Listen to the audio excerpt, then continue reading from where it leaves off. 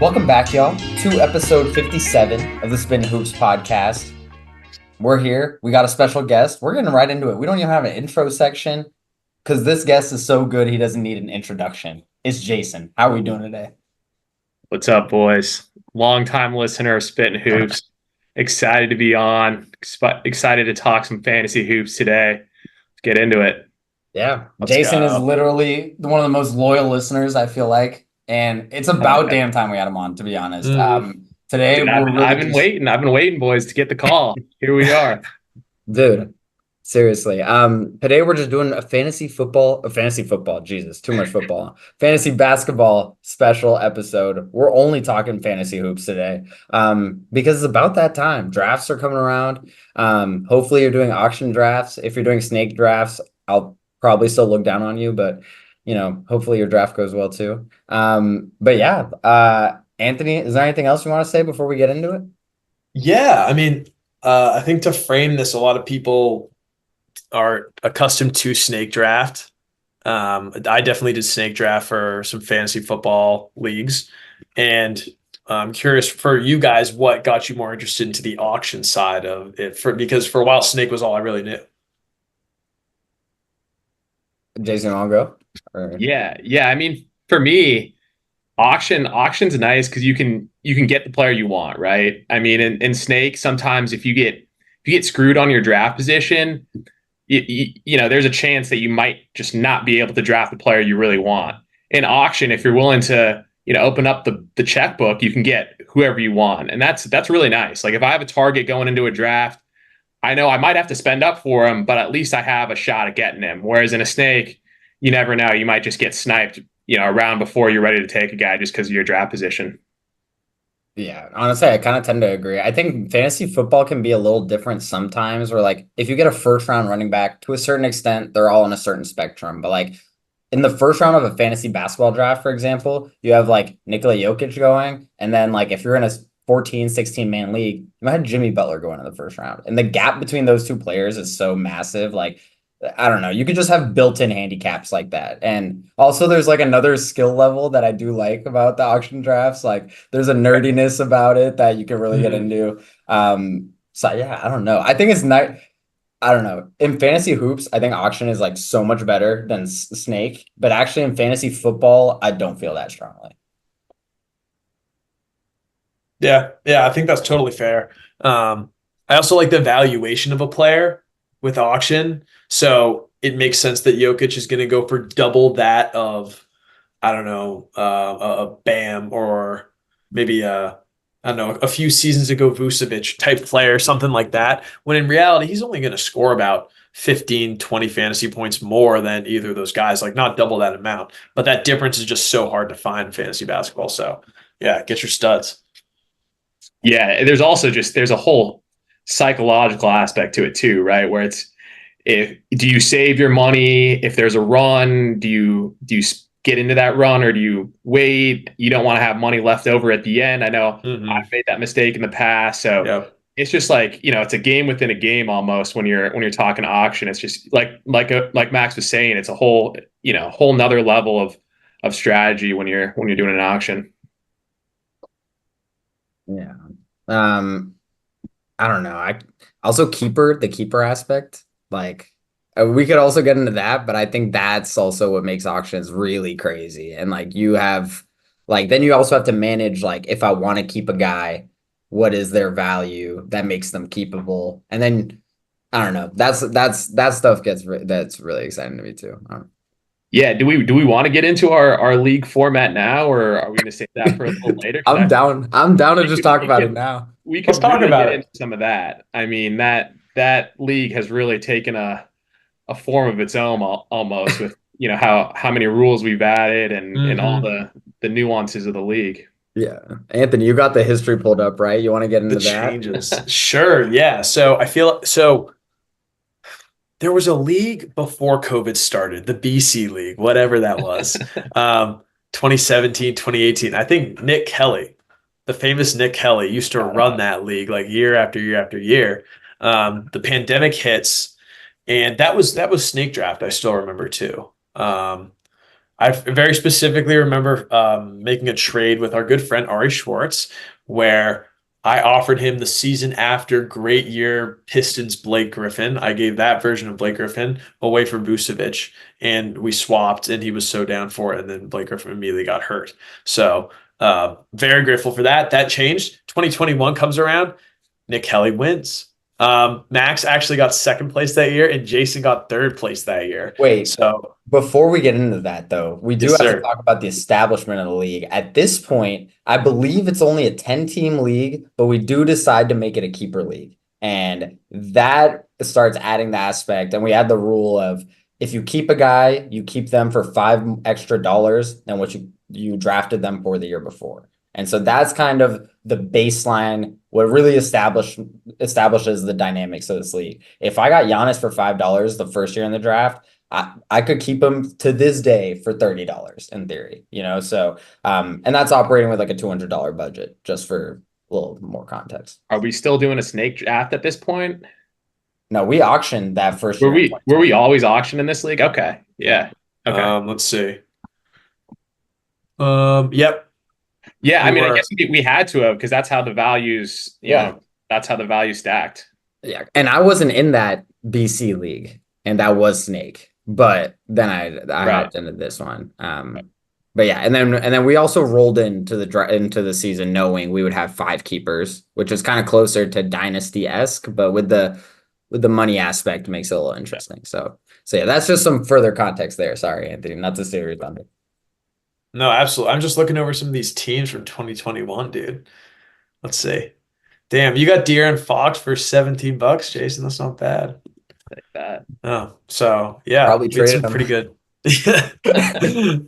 That brings us into the 2022 year, and Ari ends up winning that year. I get second place, and Unit comes in third. Then 2023 happens, a fantastic year for your favorite or one of your second favorite or your second favorite podcast host, Anthony, end up running the table in the postseason and barely edging out Ayo, our other co-host, Max OJ. And then last year we all kind of fell apart besides Jason. And the thing is, so keep in mind, so the finals where Anthony beats me in the finals, that is following that season, we vote to add a concept of relegation. So that season we had added 2 teams, so we had become a 12-team league. And then we now have a relegation system where starting last year, the person who finished last of that, the bottom 2 players of that season would go down to a bottom league that we call the Z League, wordplay for the G League, for etc. D League. But so yeah, that's kind of another aspect to keep in mind here. The bottom 2 finishers will now be relegated. And 2 have already been relegated. Yeah. And that really changed the dynamic of the league too, because previously, before we implemented the relegation system, a really legitimate kind of OP strategy was to tank, similar to tanking in the NBA, right? You purposely come in last if you feel your team isn't going to compete. You trade away your best players. You stockpile cash for the next year, because that's I don't know if we explained that, but that is another part of this league, is that your money carries over to the next year, so you can accumulate cash in one year and then use that in the draft the next year. So a good strategy would be to just trade away all of your best players. If you feel like you aren't going to compete, get a ton of cash, go into the next year's draft, just absolutely loaded, and just, and then you can field a really good team via the draft that way.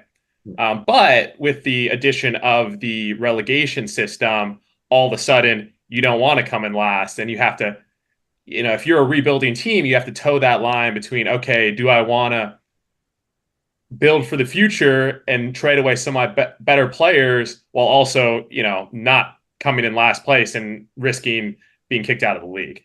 Right. And to your point, Jason, I also think it really helps with consistency and participation in the league, because even if your team is bad, if you're good at riding the waiver wire, picking up certain guys when they're on a hot streak for a couple months, you don't really bear too much allegiance, you can get away with a pretty mid-tier record, stay consistent, and keep your money for the next year. And to your other point too, on the trading of money, not only can you do that, but if you can get some good young keepers for great value, if you were going into that tanking season. So a lot of guys now are kind of waiting until the trade deadline. It kind of feels like, and like still pushing and fighting to see if they're going to become buyers or sellers. So a lot of Yeah, benefit. Yeah. in year one, it was also interesting to see how it went, where everyone had a certain number of wins in their mind. So some people thought, oh, I would only need to get to 6 wins, or I only need to get to 7, 8 wins to stay up. But as the season progressed, and obviously since the league is so competitive, the number looked like it was going to be closer to 8. And so you'd had teams that got to 6 wins, sold off, had to rebuy at the deadline, and then try to win throughout the rest of the season. So you get dynamics like that go on because of this league structure, just for further context. Right. And as you can tell, there's tons of strategy in this league, and that's one of my personal favorite parts about this league is I've never played in a fantasy league of any sport with as much action as this league. Like there's constantly trades, there's constantly people, checking in. Okay, what are you thinking? Are you rebuilding? You going for it? It's just it is a lot of time that we're putting in, but it's so much fun because there's just constantly stuff happening all year long, and even if you're out of it, you're not out of it because you can build for the future, and that's a ton of fun. 30 trades last year, I think. It might have been more. It might have been more. Ridiculous. Yeah, a lot of trades went down. Yeah. A lot of trades. It's insane. Yeah. I guess we're all endorsing this league structure also as we're all talking about this. Like, if you got some buddies who have way too much time on their hands and know a little too much about ball, like yeah, they want to join the Z. Don't make a group chat, because if you make the group chat, like your work efficiency is in the drain. Dude, it's scary. It's exciting. This league is fun. We got politics. We got drama.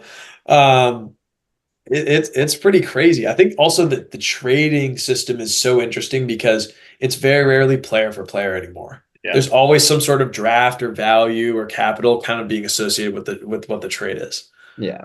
And also, like, on your point, I do want to make the point about the keepers. And this is another thing I love about the auction system, and then having this keeper system that we have, for example, is I think who's an example? Jalen Durant last year. I think I drafted him for $6 or something like that. Yeah. He ends up being a super good value, but my team is terrible and I need to win. So I can call up Jason and be like, hey, I got this guy for $6. He's going to be a really good keeper. Jason's going to go, oh, he's kind of performing just as well as one of my more established guys who, I can't keep. And so we can maybe make a deal like that. So you get aspects like that as a rebuilding team, even if you go in the draft with not a lot of cash. So we didn't explain this exactly, but you can trade up to $50 of your future budget, because obviously we're assuming there's a $200 budget every year. So like we can operate and do stuff like that in between. And I think that, like, auction aspect, even if you go into a draft with 150, if you draft 10 amazing $5 keepers, you just trade every single one of them, your team is going to be amazing. Yeah, 100%. Yeah, that brings up another question. What are you, as a member of this league, I'm especially curious to know, but what are you guys' strategies in this league, right? Just, generally speaking, do you guys have a go-to strategy? I know it might change year to year, but there's certain things that you guys like to do that might be different from a normal, single season league that you're playing, with in another league format. If you have, I think first thing is just if you have any like star keepers, last few years, the guy I've been like who's carried me to a lot. The only reason I survived last year, the only reason I was in the finals the year before, was Anthony Davis, who I've been able to keep at like a pretty good value for a top 5 point per game scorer in fantasy. And I think finding those guys that you can build your team around is really important. And like, you can never be too set in stone on any player in this league. When value comes along, you have to take it, no matter what that is. But finding those few guys that you can really envision yourself keeping for 3-4 years is kind of the name of the game at this point. It's been the name of the game, but with the relegation system, now it's like, if you can get 2 guys who are top 20 scorers at a pretty good value, you're safe no matter what, pretty much. So I think that's kind of the strategy. I'm also in a really specific situation. So, my survival comes like is just based off the draft. So like I'm a little bit different than most teams, but like I think that's kind of in theory how you'd want to operate. Yeah. Um, You got to hit on one of those guys though. That's the thing, right? yeah. Like, but you're absolutely right. If you can, that's a good way to go about it. Go Yeah. ahead, Anthony. Well, for me, it's a big thing of my philosophy is I never want to tank. I hate tanking. I hate losing. I lost the first year because I didn't really understand how to do it. I mean, I blame myself. I just didn't do it well. And since then, I won last year. I spent all my money. I was like, I can't be bad. Um, so my philosophy is essentially to your guys' point, like don't get too attached to one guy, but if you have a guy that you like, especially I'm in another league where I magically traded for a $13 value Tyrese Maxey. So I'm just like holding on to him. So it's that kind of stuff where so for me this year I'm also starting with not a lot of money because I went for it last year. And I think you had traded me actually. This is an interesting nuance of a trade too, where we made a trade where I got less value from you, but still ample value in Kobe White and Miles Bridges. Um, for James Harden and who was it? It was another like bigger named established guy. Was it Claxton? Was Claxton in that deal? It was a Claxton adjacent player. It might have been Claxton, yeah. And then you Yeah, gave me and then I some think I money was as giving you someone well. else too. You Yeah, did. You gave me a third guy who was like Durant. potentially good. I think it was Durant. It was Durant. because I remember there was like a center for center kind of deal there. Mm-hmm. Yeah, Well, actually, yeah, it was yeah, it was Bridges White, Yeah. Bridges White, Durant Durant. for Harden and Claxton. Yeah. yeah, And I'm And cash. keeping two of them. So yeah, and cash. So it's a win-win. yeah. But yeah, what about you, Jason? What are some of your strategies? Yeah, I mean, I like both your guys' approaches. Anthony, I think we were actually talking before we started this pod about how anything can happen in the playoffs too. So that's another Right. argument Yeah. for your strategy, right? It's like you never really want if as long as you can make it into the playoffs, you never know what might happen. And then if your team's okay, you scrape by, you make the playoffs. Who knows? You might end up running the table and winning the whole thing. Right. So that makes a lot of sense. The thing that I like to do is I like to just take some flyers on some upside guys late in the draft. I mean, just a lot of them don't pan out, but if you get one of those, just for whatever reason, you get a really good young player. Maybe he was just drafted. There's some questions about him. You get him for $1, $2, $3. All of a sudden, you have, like Max was saying, you have a piece that you can save for a long time. Mm-hmm. So I like to do that at the end, kind of regardless of what my strategy is for that year. Take a couple flyers on a couple guys at the end of the draft, and who knows, you might have a foundational piece. If you get lucky. On that point, I was thinking, if we're really getting into strategy, like now I'm just giving out my secrets, like it is what it is. Like in our league, it's not gonna matter. Like I'm gonna be Yeah, it's true.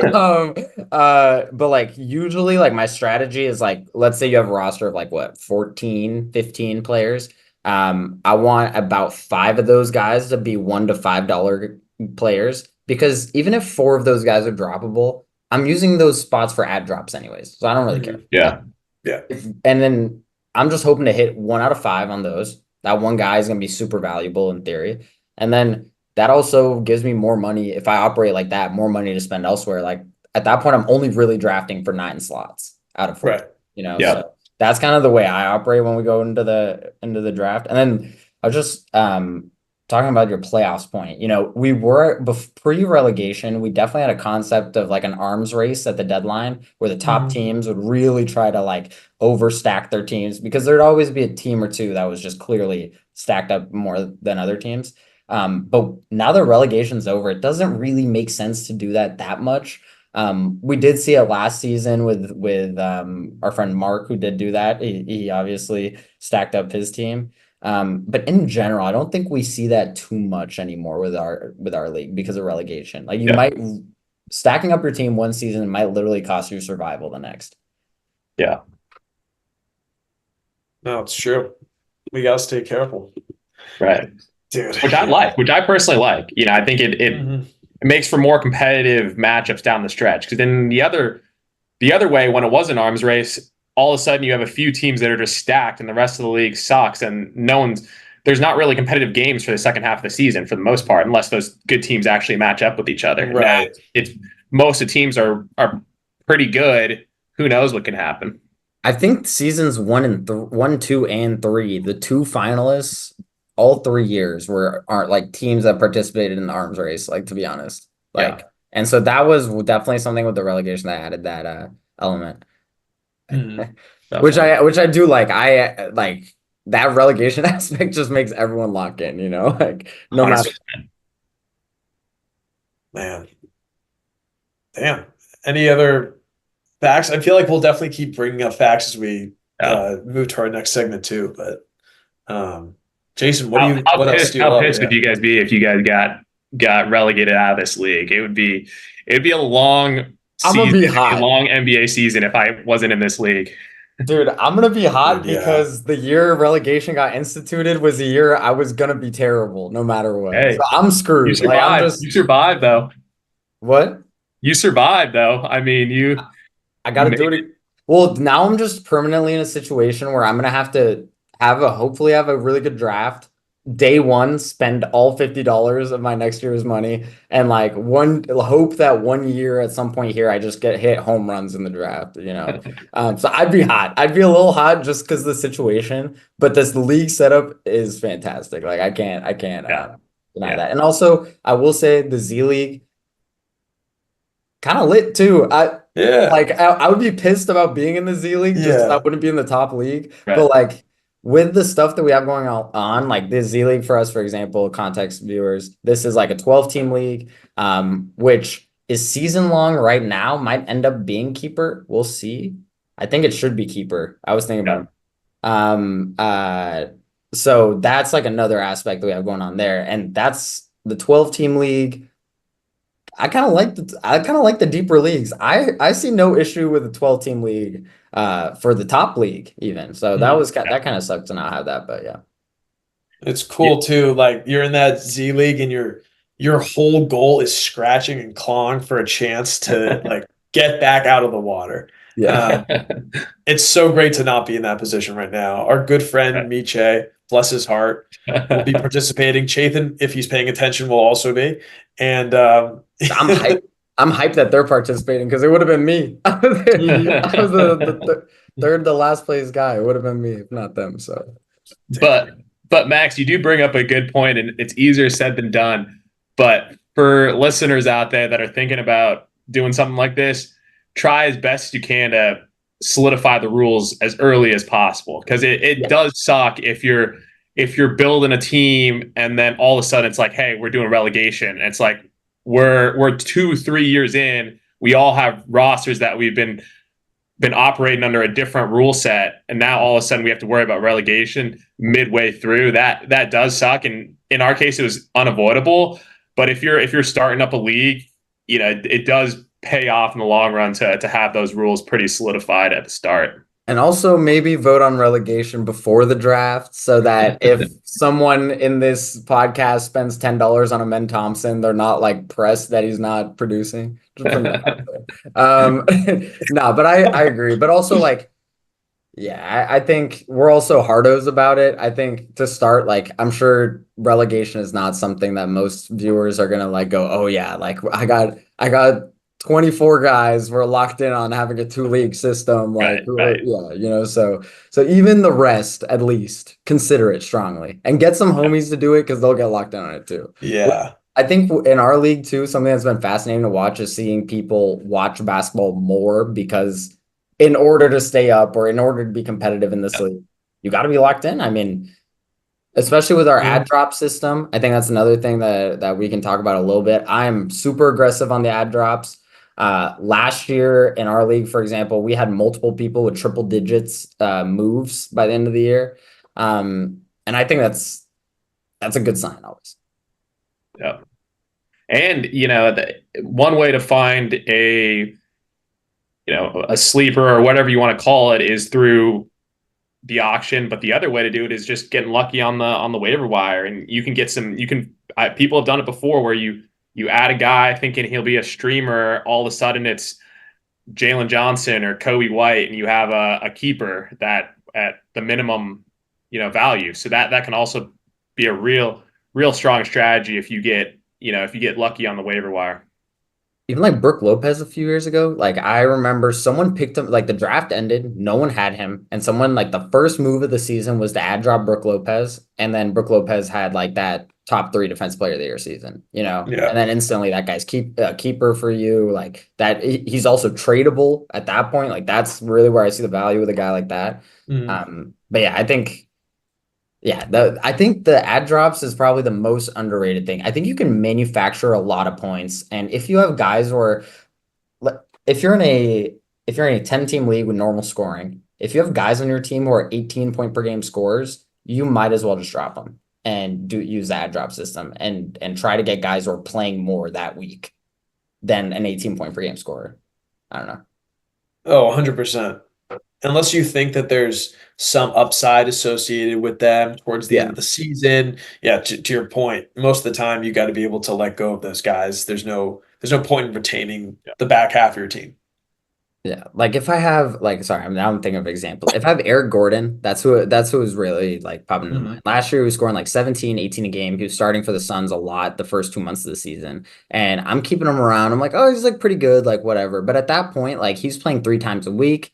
If I ad drop him, I can get basically 6 games of output out of a 14 point per game equivalent off for the free agency like wire, And at that point, is Eric Gordon, how good could he even really be, So I think for guys like that, it's pretty important. And I see, even in our league, I see like guys like that get owned. I think Andrew Wiggins last year is a really good example. He got traded like 4 times. It took 4 trades for him to get dropped, and I drafted him. I traded him like week 2 of the season, So I think guys like that, you got to be able to jump ship because the points you can just manufacture through these ad drop processes, if you pay attention to the schedules, like picking up a 10 point per game player who plays twice as much that week than a 15 point per game guy is a 5 point difference. It's just simple math, So I don't know.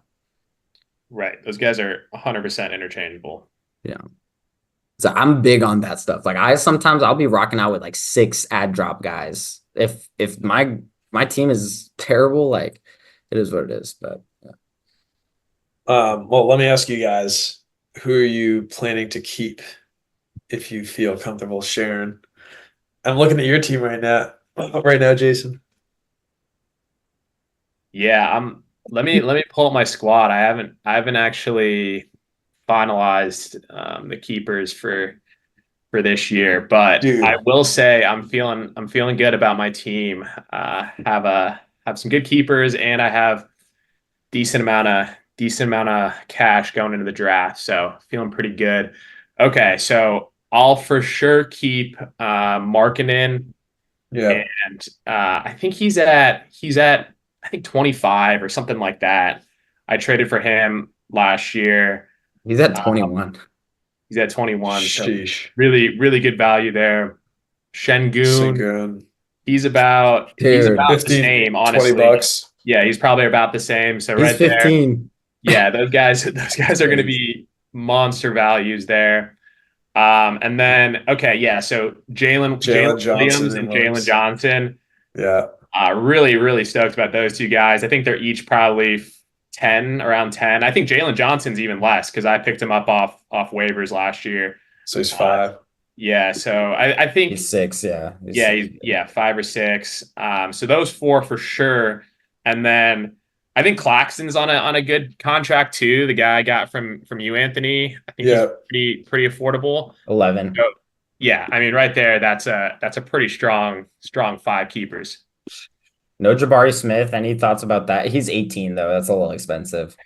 Yeah, I like Jabari Smith a lot. He played well at the end of the year, but just when you compare it with those other 5 guys, it's the value isn't there. Any thoughts about Hardenstein? iHeart, yeah, for $6. I know his minutes are gonna potentially go down, but he was so good at the back half. So good. He was absolutely. He carried me in the playoffs last year, but I don't know. I'd like him a lot going in this season, but it's just, I mean, who am I going to keep him over Nick Claxton at 11? Honestly, maybe like that. That is something I'll have to think about. They're kind of similar players in that they both produce rebounds, blocks, like high efficiency. So if I'm saving $5 on Hartenstein, that might be worth it. But right now I'm leaning Claxton just because I think he has a little larger role over there in Brooklyn than Hartenstein's going to have. But there's going to be a lot of guys getting there as over in OKC. Yeah, I kind of feel like Claxton's like definitely a move now looking more at this. Because also even when Harden's iHeart was like performing at his best, he was performing like Nick Claxton. You know, like Right. which kind of makes it like even though that $5 difference is a little something, like the thing is Claxton is also like next year. Do you see the Nets adding another big player next Right. year who's gonna cut into Nick Claxton's like production? Like probably not. Like Yeah. And another thing too about Claxton is he's one of the league leaders in blocks. I mean, Hartenstein gets a lot of blocks too, but Claxton, I mean, he averages 2 to 3 blocks a game, and that's in this league, the way our scoring system's set up, you really get rewarded for blocks and steals. So having Claxton, who's a surefire couple blocks a game, is, I mean, that's what, 6 points, 6-7 points right there just on blocks. we just have standard scoring, right? With blocks and steals doubled compared to normal, right? Yeah. So for context, is it how many points do you get for a block and a steal? Is it 4 4? each. 4 each? Yeah. Four So that's, each. I mean, instead of the two is Right. the normal. Yeah. right. 2 So is assists. Yep. So, I mean, if you can have a great point guard, or you get a point guard that can dish out 7 assists, he's money. Dude, Mike Conley, like a guy that's just kind of above a waiver wire guy because of the assists. Do you remember Off Trey the top. Jones? You kept Trey Jones last Right. year, Anthony, Yeah, too. Like that same was like, idea. yeah, he scored like what 30 a game 2 years ago, just Mhm. basically being like a 14-7 guy who didn't turn the ball over, didn't miss a lot of Right. shots. Like, It's so funny looking at some of the roster guys that you had from last season that you just picked up for streaming purposes. Like I've got Lamar Stevens on my bench right now, who's currently unsigned. It's just Vit Krejci is another guy. Just these random guys that I plugged in at the end of last year because I needed someone to play that day. dude, that's the same. I got Grady Dixon. Yeah, exactly. Who are you guys looking at? Who are you guys going to keep? I'm definitely keeping Delano Bonten and Celtics legend, no? Yeah. Celtics legend. He He put up some stats end of last year. Low key, he was hooping a little bit. Yeah, he was cooking. Let's see, who am I gonna keep? I think I have my guys. I like Sabonis. I traded for him. At the value on ESPN is not correct. It's actually closer. I think it's like 47 or 48. So I like him a lot. Then, I mean, I got your guy Kobe White, so I think I'm keeping him for sure. Miles Bridges, I'm on the fence about, but Jalen Duren, I'm keeping. Damn, wait, Jalen Duren really just went through this whole podcast. Lucky, like I drafted him, traded him to Jason. Jason traded him to Dylan. Dude, he's great value, $9, and he's Great a young value. He center. might take a leap too. That trade saved my season, so He still is super young. Oh, and then my personal crown jewel is Paolo Banchero. I love him. So he's keeping for 32, and I'm thinking he's going to take a big step. MIP type conversation. what point per game total? Okay, like if he stays at 30 points per game, are you cool with that? Would you run it back on keeping him? Yeah, because I think when you're a star, you just end up getting more stats at some point. Mm-hmm. And his staying power is so. I think that's why when we look at a guy like Paul George compared to, I don't know, some guy looking for a guy that's going to be around Miles Bridges, right? Miles Bridges averages maybe 6 points less per game, 4 points less per game, but the valuation of Paul George is so much higher. Yeah, and that's always such a wild discrepancy. Yeah. So what I think too, Anthony, is what you were saying about taking that next step. Like Paolo's a guy, he's still young in his career. You want to roll the dice on guys that have that upside, right? Whereas a guy like Paul George, he might on paper average more, but he's probably not taking another step at this point in his career, right? So might as well take the chance on a guy like Paolo, even if you're spending a little bit more, just on the off chance that he does take that leap and becomes, an MVP Mhm. caliber player. Right. Any thoughts about Taylor Hendricks, Tony? He's a good rookie or sophomore. Okay. See I ya. w- I was just curious. I was just curious if you were thinking about keeping him because I think he's nice. His second half was really Nice. good, especially when he finally got minutes. I think he's a pretty cheap guy that you can look at too. Yeah. I mean, I'd keep. That would be like a speculative. That'd be like a different. That'd be like a low cost. That'd be basically replacing a flyer draft pick, basically at that point. Right. Then you got to ask So yourself though: is he going to go for $5 in the draft? Right? I mean, Good question. exactly. he might, but I'd be surprised if he went that high. Right. Especially since we're losing two teams. So, Right. um, fair Great enough. point. Yeah. So I'm um, probably on my end. I could go two routes. I could either roll up into the draft with like $150, or I could keep Anthony Davis, who's probably at his keeper rate is at 56, I think, to keep. Um, at that rate, I mean, he's gonna go for more in the draft probably. So, like, but I mean, he'll go for 60. He won't go for like mhm. he won't go for like 70. But um, at that point, though, I will probably end up letting him go. Which is sad because he has been one of my goats for the last like 2, 3 years. Just top 5 to 10 fantasy performer over all those years. So, and last year he played like 76 games, which was pretty lit. But unfortunately, I'm just not in a spot where I can afford to keep him probably. Um, but I am going to keep Cam Thomas 100%. So I got in a trade, I believe at the back end of last year. Um, it's actually not coming up on my end, which sucks. Well, But yeah, he seems like the kind of guy that's due for. Although I personally tend to stay away from low efficiency, high shooting, like scoring guards. same. His ceiling is very, very high, and I think definitely worth the risk. And honestly, like I don't even need him to be that good this year. He's just gonna get so Right. many more looks with Bridges out. Like they Oh have no one yeah. else. And we know one thing about Cam Thomas. He's gonna want the rock. He's gonna want to Yeah. shoot it. He's gonna score. Mhm. He'll never score more than 26 fantasy points a game because he just shoots the ball too much. But I Yeah. think I can keep him for $6, and that's worth it at that point, you know. And Mhm. if he does ever figure it out and like turn the ball over less and take less bad shots, like whatnot, you know. So like that would then his peak can really go up. But I mean, last year, what he was like a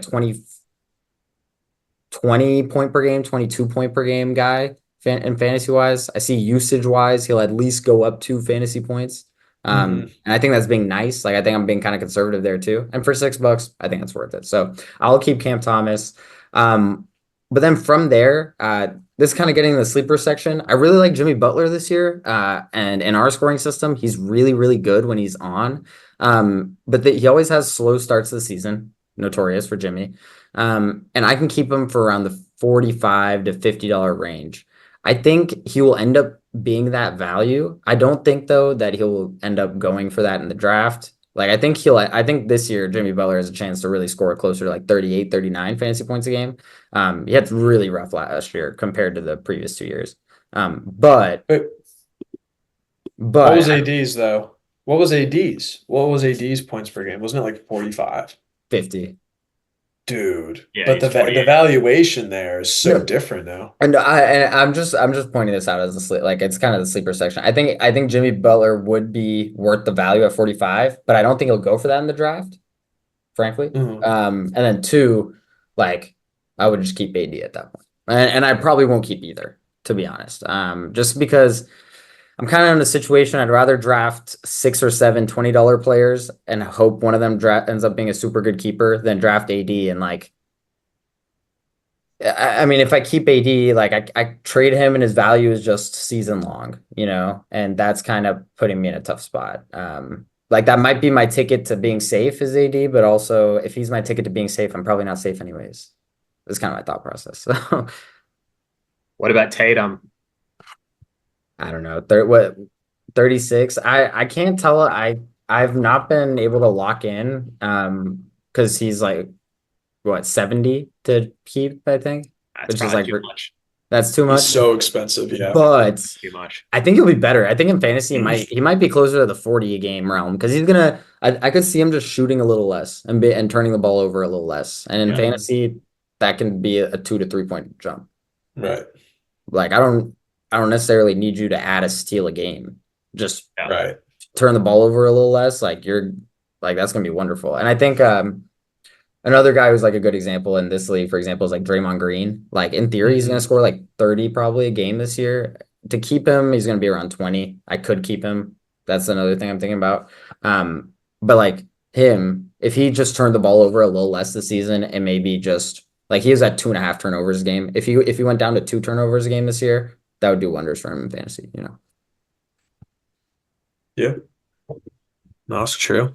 Anyways, Dude, yeah. rolling in with Cam Thomas and $144 to save my life. And that's the Hopefully, play. hopefully some of these rookies are nice. Probably not. Zachary Ricochet, you're gonna be terrible. Oh my Lord. Um, Should we get into our own personal draft, boys? Let's do it. oh man. So we're gonna get right into our top 30 draft. This is basically like a big board, but this is us drafting each slot, but we're kind of making it into a mock, if you will, where we're gonna each have our team of 10 players. There's basically a 3-team league. Look at it that way. Scoring wise, we are gonna roll with the scoring system that we've been talking about in our league, the plus the ×2 for steals and blocks each. So keep that in mind. We might have some guys that would go higher in our league that probably would go a little lower in yours. With that, do any of y'all want to go first? Tony, I mean, have at it. good question. Okay, so here, gonna really look at the guard spot. So we're thinking about centers and we're thinking about guards. And if you're a center, it's a lot easier to score points. You're just gonna get more rebounds, gonna get more blocks, higher field goal percentage, less usage, etc. With that in mind, do you want to try to get a guard? I think that's the move. And I'll go with a relatively durable guard in Luka to start. Real quick, I'm assuming we're doing just kind of your standard 5, like one player for each position, starting 5, maybe a utility, and then what, four bench spots? And one guard and one for like big man. Oh, you want to do a guard forward spot? Yeah, actually, that's a good question. Yeah, 5 starters, 1 guard slot, 1 forward center slot, 1 util slot. Yeah. So that's 8 starters, 2 bench. 2 bench. Good with that? But Yeah. And then max 4 centers. Max 4 primary slotted centers. Yeah. Is how ESPN does it. Yeah. Right. Yeah. Luka kind of spicy first pick. I don't want to. We can get into that, but that's kind of spicy. I don't know if you guys want to like break down the picks right now, but Well, my thing is he's a point guard. I know he's not going to score as much as Jokic. why not just go with Jokic if you know that Jokic is like the #1 fantasy scorer for like 2 years running? Well, you could take him. Okay. Jason could take him. Anthony's taken he's taken into account positionality here and going with harder position to fill, I think. Okay, fair enough. Am I up next, Max, or do you want the honors? Hey, I'll take the honors if you're. Go ahead. Okay, It's a snake draft, so I'll take 3rd and 4th then. Yeah. Yeah, I'm gonna go with Jokic. The thing is, so I understand the positionality thing. And they're especially in a top 30 draft situation like us, the centers, the gap between the first center draft and the last center drafted in our draft is gonna not be that high compared to a guard position. But frankly, I just think Jokic is like that guy. I obviously think Luka is also that guy. Don't get me wrong. But last season, there was a 3 to 4 point fantasy point per game gap. And I think at that point, I'm just going to go with the guy that I think is the best player. And that's Jokic. So I'm going to go with him. Also super, super consistent. They keep losing players, so he keeps having to do more. It's like the opposite of Luka, where Luka needs more and more help because their team is terrible. Denver's getting nerfed by their own front office, and they're just like, Jokic, help us out. So That's what I'm going to go with. I think he'll be the number one player in fantasy this year too. So yeah. Yeah, I mean those are the top two guys on my board. I probably would have had it Jokic then Luka, but either way, those are I think the top two guys as far as I'm concerned. Agreed. But I'm gonna go with pretty easy decision here for me on the 3-4 turn, SGA and then Wemby. Loving that start. Cover two different positions. So SGA's shooting guard, point guard on ESPN. So I'll probably slot him in. Well, we'll see where I slot him in. But yep, SGA and Wemby are my first two. Okay. I think honestly, these are my top four probably pretty aggressively. I think there's a guy I think there's a few guys who are sniffing this territory, but this is the top four that I had. Yep. I think there's one guy in the argument, but if we're factoring in health, I think that this is clearly the top four in my opinion. I So think that's fair. right now I'm picking between two guys. I think one guy is a little bit more evident than the other, but the other guy is Giannis Antetokounmpo, and that's what I'm going to take. He's power forward primary, so that's why I'm going to take him over. I won't say it yet, just in case, but I assume Anthony will take this guy I'm thinking of. But yeah, Giannis power forward primary, scored like 45 a game last year in fantasy. Yeah, something like that. He was more than that. He was 50 a game in fantasy. Top four scorer in fantasy. I think he'll probably do the same, if not better, especially this year where more pressure is on him, more pressure is on the team. Year two of Doc Rivers, I think they'll be just as bad, and he'll have just as much pressure on his shoulders. So hopefully he stays healthy. And yeah, pretty happy with that. I think that's fair. All right. Yeah, that's a pretty safe bet. He's probably he tends to be healthy during the regular season. Yeah. I think the Bucks are being slept on, so I feel like my turnaround picks, I feel like small forward tends to fall off in versatility here a lot. So got to be safe with Tatum. Healthy, durable. Probably, if all the points that Max brought up about Tatum earlier happen, that'll be great. And then I guess if we're gonna risk it for the biscuit, I got to go with the value, and that's Embiid, who was crazy value last year before he got hurt. Risky move, don't love it, but he's the center, so I kind of like him. Yeah, I was picking between Embiid and Giannis. I feel like their upside is just miles ahead of some of these other guys. Some of them, but Tatum is he was a top 3 guy for most of the year, right? I mean, he was just absolutely producing. Yeah. Tatum a little aggressive though. A little aggressive again. I'm going with the positionality of it right now because I'd rather make up that difference when it's a big point value than later on. Yeah. Gotta get your oh yeah, I forgot I'm next. My bad. Yeah, you got that every other. Yeah. Actually, I'm playing it safe again. Or actually, oh, this is tough. We're doing max 4 centers. I'm picking another center. I think there's a gap at center after this. And I'm picking Anthony Davis. Damn. Yeah, so that was my next pick, OJ. I'm hype about that.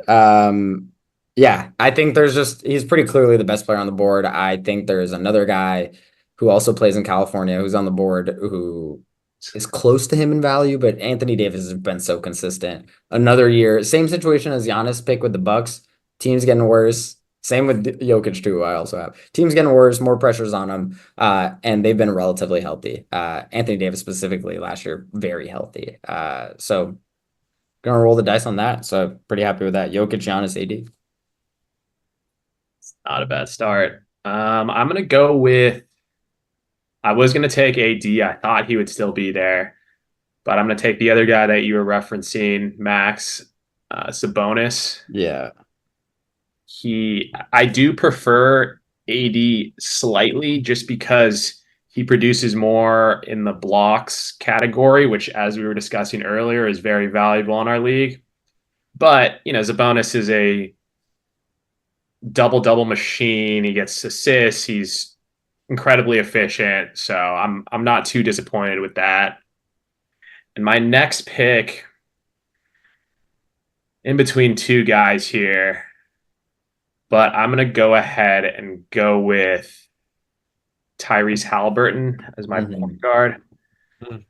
Um, I just think he just, what did he lead the league in assists last year? He is an absolute fantasy beast. He should still have as much opportunity to run the show over there in Indiana. And he's still young. I still think there might be another level there with some efficiency. So I'm happy with Tyrese as my point guard. Yeah, I think Okay. I think Tyrese was pretty clearly the best like non-center on the board. Um, yeah, and also like on the Sabonis point, yeah, I think Sabonis and AD are pretty similar. I don't really have any worries about like DeRozan being there cutting into Sabonis's production. I have worries about DeRozan cutting into like maybe Fox's production and guys like that, but Right. Sabonis just plays a different game, and his passing style is just they run the offense through him. That's never going to change, DeRozan or not. Um, yeah, sorry, I forgot it's also my pick again. Um, Dude, I'm front running so hard. This is such a mainstream draft for me, but I think the best player on the board is LeBron James. So I'm gonna pick him. Also relatively healthy over the last few years. I am a little bit more nervous about him this year than others, and I was looking at a few other guys instead of him, but I think the gap, yeah, I just think he's too good. I think LeBron's too good still. I think you're pretty guaranteed a top 15 fantasy point per game season out of LeBron every year that he shows up. It's just a matter of how many games he plays. I think with Bronny here too, he's probably going to have an incentive to play more in what might be his final season. Probably not, but we'll see. Um, and yeah, so I'm gonna pick LeBron. I fills a small forward slot and power forward slot, which is yeah, I would have liked the point guard, but so be it. Yeah, that's um I think that's fair enough. I guess. Damn, those are good picks. All right, I'm gonna go on a limb. I'm actually gonna go with Scotty Barnes here. Ah, Um, so that's a he good he pick. he fills up the small forwards, shooting guard and power forward, and he's gonna be just the focal point for that for that franchise this year. So absolute just growth year, nothing but it. Um, he takes a huge step. And then for this one, I love that Haliburton pick where you get the double position, and that's something I value for sure. So I'll go with a safe pick, which I think Jason, you love this guy, has been Devin Booker. Um, You love D Book. mhm. I actually traded D Book in that league. I traded him for that was the Laurie Markkanen deal, and I Mhm. kind of regret it because D Book's on an insane contract in that league as well. I think he's 30 to keep this year. Wow. Damn. Yeah, I think that's a super good pick, to be honest. Also, you're pretty stacked up with like three of the top five guards available. yeah. And also Barnes is a tough one. I wanted Barnes, so. Um, but here I'm gonna pick who I still actually I'm kind of drafting best player available in my eyes right now. Mhm. Um, I'm gonna pick John Morant. I think he's the best player on the board left. He fills a skill position of need for me. Um, he also, sorry, I'm writing notes as I'm talking. Last year, where he was already a top 15, 10 to top 10, top 15 fantasy point per game scorer. This was like a down year for him actually in the 10 games he played. We're, just looking at the per game rate. In this down year, this is a point less than he normally scores, 1 to 2 points less than he normally scores over the 2 years before that.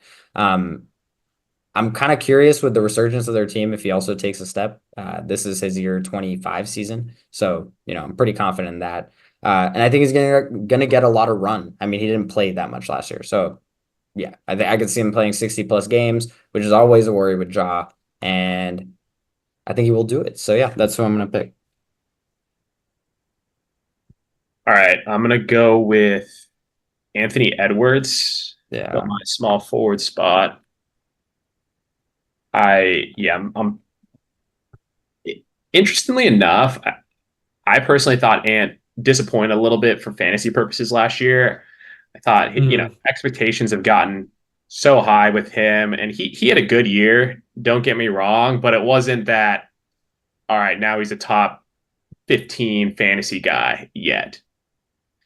But I would not be surprised if he gets there this year. Mhm. I think he showed a ton of growth at the end of last season.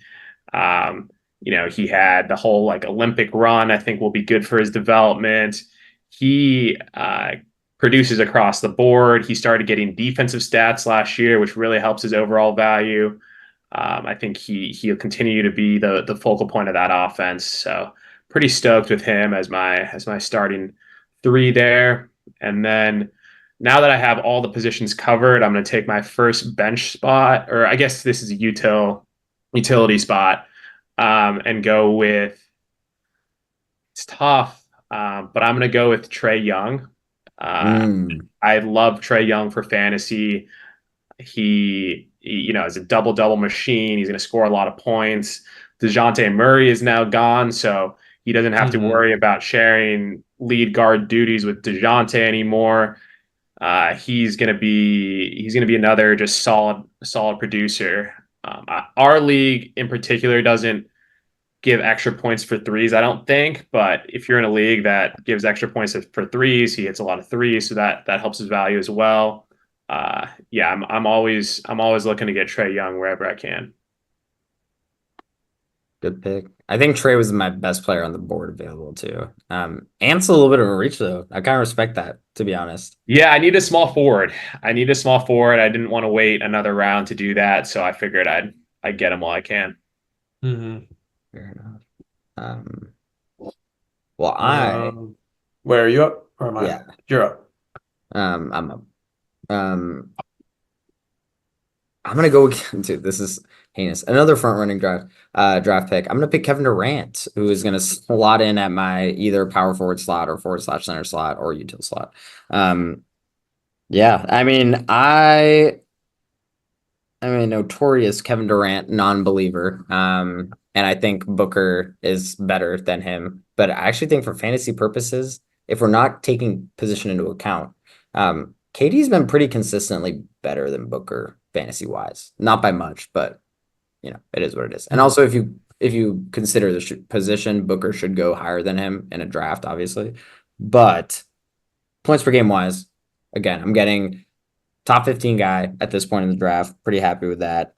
Um, Position wise, not ideal, but I'll take the hit on my point guards later. So yeah.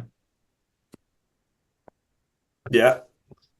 Yeah, I was Um, I was in between it's a good Ant pick. and KD, and Mhm. KD might have been a better pick, but I wanted that upside with Ant.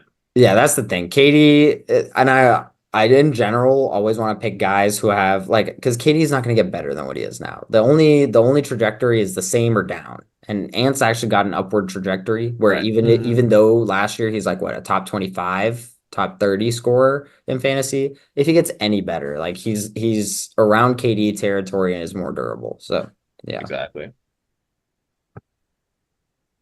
Good picks. Okay. I feel like I gotta get my guy here because he's gonna get got soon.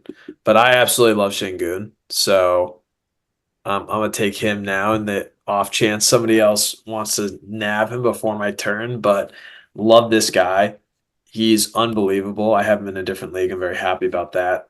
And I think he could easily average 23, 10 or 11 and 6 assists next year. Like no problem. So, and if he can get his free throw percentage up, it's just gonna be a whole new level. So I like him a lot. Now trying to two centers that kind of fills that need. Hmm. I guess I'm gonna kind of take the max route and just go for the who I think is conventionally the best available, and that is Donovan Mitchell, who is going to be the focal point of the Cavaliers offense and covers 2 positions again. So the versatility is there. And yeah, that's why I got my 2 guys. I think Şengün was a really good pick, honestly. Another guy who can only get better. And he's already a top 20 guy. Right. I'm pretty hyped you picked D Mitch though, because I am actually all in on this next player I'm about to pick, just for season long purposes. But James Harden, it's gonna be such a gross brand of basketball, but he plays point guard and shooting guard. And if last year he scored 35 fantasy points a game with no Paul George and No Kawhi, Russell Westbrook. Yeah, no Russell Westbrook, Kawhi playing even less. I think Harden's got a chance to sniff a top 5 fantasy season this year, which I don't think you can say about most of the guys that we're drafting at this point. So I'm pretty hyped about that. Also relatively durable historically, so hopefully he keeps that up. He is moving into a different age of his career, like literally. So we'll see about that.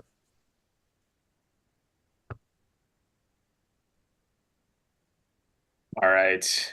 I waited on this guy, but I can't wait any longer. I'm going to go with the boy, Jalen Brunson. One of my favorite players. Not rocking his jersey, but I am a Knicks fan, so I'm going to have to go with Brunson. I mean, he was, as everyone knows, MVP caliber player last year. He's got arguably even better of a supporting cast this year. I don't think his usage will go down that much. I mean, you definitely have some guys coming in that can score the ball, but he's the unquestioned guy there. And, just expect him to have another great year in real life and in fantasy. And then my second pick might be a little bit of a reach, but I'm going to go with Bam as my he'll probably fill my utility spot, actually. I love Bam for fantasy. He just gives you that across the board production, high efficiency, blocks and steals that are really valuable in this league. So yeah, I'll go with Bam. Good picks. Good pick.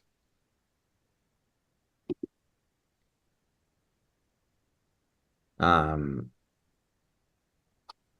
I'm actually pretty high on Bam actually this year. I think he was the best big man left on the board. Yeah.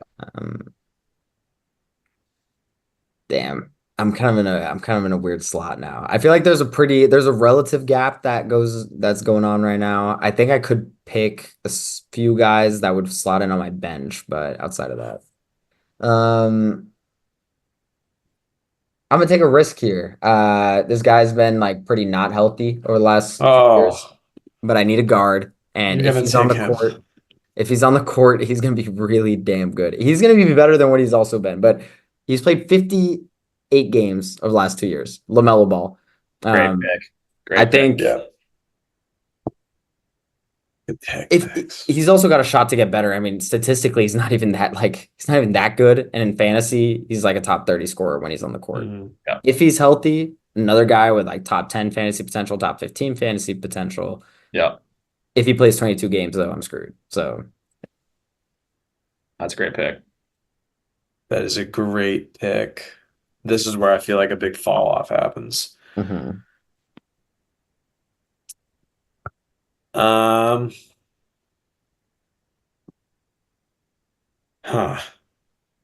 I guess I'm gonna go with the star power idea and ride with kind of rounding out my guard position, Tyrese Maxey. Even though I don't know, I don't really know how much of a theory it is that another great player entering can make your fantasy stats drop that much. Plus his ascension, I think, looks really good. So he definitely doesn't have that Brunson keys to the city kind of vibe, but it's adjacent. Yeah. And we saw what happened in Game 5. That was scary. Knicks fans got a little bit worried about that flowing into 3-1 lead just for a second. He was unbelievable in that series. I mean, he was unbelievable all year, but man. I mean, also when Embiid was in, I feel like he was if I remember correctly, he was just as good when Embiid was in and his usage went down because even Right. when Embiid's out, he's a volume guy. So like his Mhm. volume just goes up, which means more shots missed and more turnovers. So I think it depends on your play style. Like I don't know, Mhm. when Gobert teamed up with Towns, like that was obviously going to cut into Towns' production. Towns went from being a top 10 fantasy guy to a lot lower than that. But for a guy like Maxey, adding a small forward who is just going to be more efficient, it might just even help his assist stats and help him take less shots. Mhm. Yeah. Um, And the spacing there is going to be a lot better going from Tobias Harris to PG. Oh man. Who's your let's next pick? see. Did One you? more. So this is my ninth pick. I got to go with another center just to have like 42 with size. Hey, yo. Um, Give me Chet Holmgren. Like it. Ooh. I was thinking about him. So yeah, going to be a blocks machine. I think Okay. 3 blocks is a bit of a reach because he also has iHeart, but I don't think iHeart was he much of a blocks guy compared?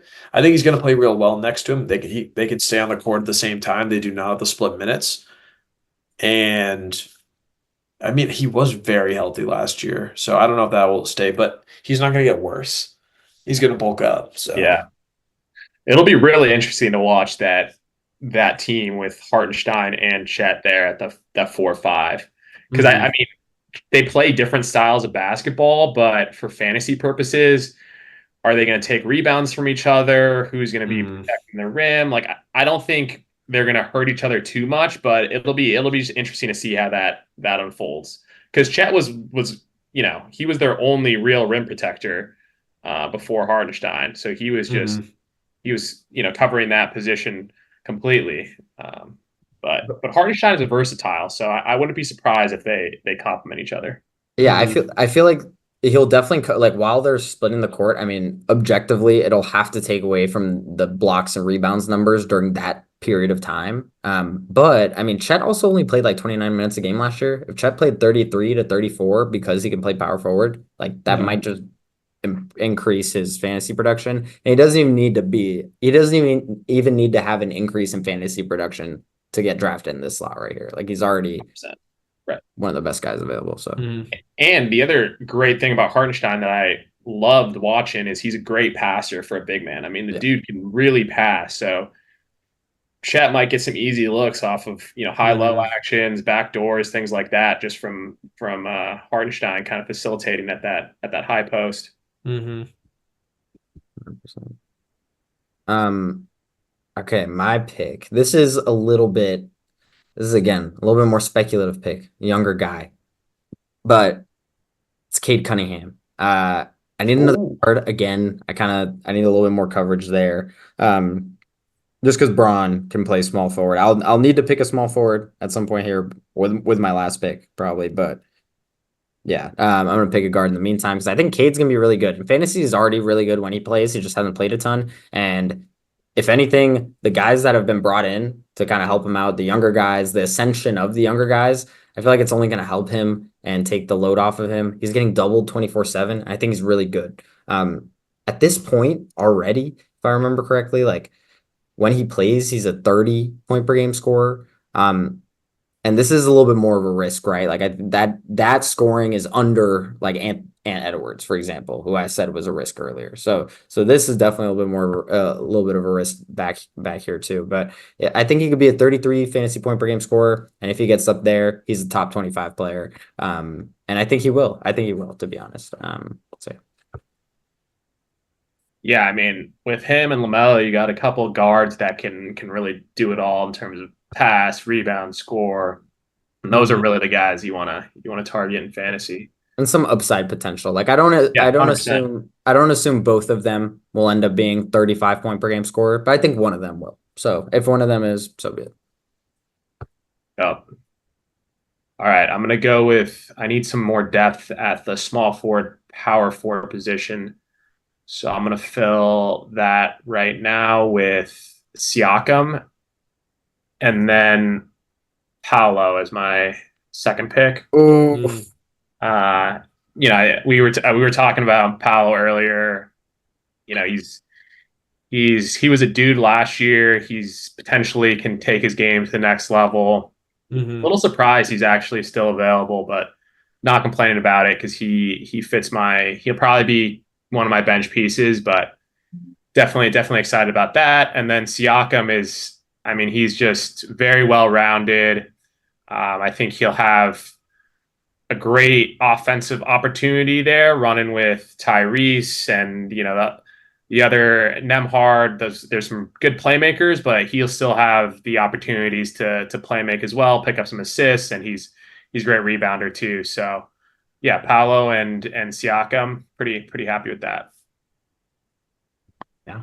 I think Paolo, I was picking between Paolo and Cade. I feel like they're both kind of like younger guys. You're hoping to take the lead. My only worry with Paolo, even at this point, like last year, I know in the back end he was better, and also we all watch the playoffs. Like it's gonna be a different Paolo coming in this year. I'm just a little nervous. Like he's gotta take a pretty aggressive leap to be a top 30 player. Like he's still gotta definitely like you're still to do that, and you know. That's how I felt about Cade too. So I think they're one in the same breath. But I think Paolo is a really good pick at this point in the draft, specifically. Siakam too. But I think there's also guys in Siakam's breath that are still available too. You know what I'm saying? Yep. With my last pick, I'm gonna go with a guy that I've been talking about all podcast. I'm gonna pick Jimmy Butler. Last year, 32 fantasy points per game. He's shooting guard, small forward, and power forward, which is super useful for me at this point. I already have three centers in Giannis, AD, and Jokic. Don't need another one. I could get a fourth in theory, like probably would, but want to have more fun and pick Jimmy. Jimmy last year was already like a top 40 player, and that was a down year for him. In our league that has the steals and blocks added, like I don't know if he adds 0.3 steals and 0.4 blocks a game, plus like a little bit more efficiency and a little bit more points. It's not a team that added more scores or something. And this is also Jimmy who is playing for his contract, which we've seen can also mean he turns up. I do like him at this point. I know he's a little bit of older guy, but he's got some more upside potential than I think some of the other older guys or even some of the not older guys left. So that's why I'm going to pick Jimmy here. Good picks. Good picks. Is this the 30th pick Yeah. to round it out?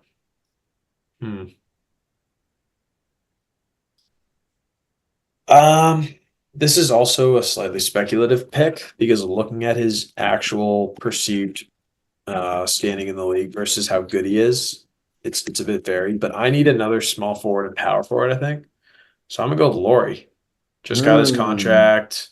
So much like the hunger for performing well in a pre-contract year, you can kind of bloom in a post-contract one. And I think he has the greenest of lights in the beautiful mountains of Utah.